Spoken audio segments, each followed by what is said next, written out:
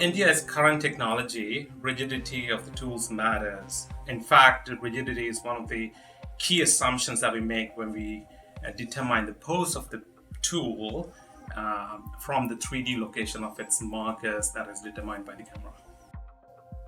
You want the optical tool to be rigid because the assumption is that you're going to be using that collection of markers to define a local coordinate system for the tool. And the optical system is tracking that local coordinate system. So if the markers start to move relative to each other, that will appear as an apparent movement in the local coordinate system, and you won't be able to distinguish between marker movement or tool movement. That's why you want to keep the tool as rigid as you can. Yeah, it matters absolutely. It's very important. Tools have to be rigid.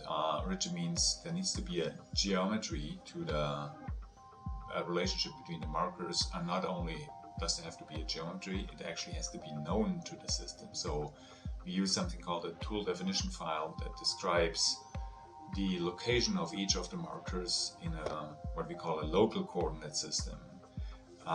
So this is very important. Typically this is achieved during the tool design. So the designer of the tool will place the markers in known locations and the tool will be built exactly to that.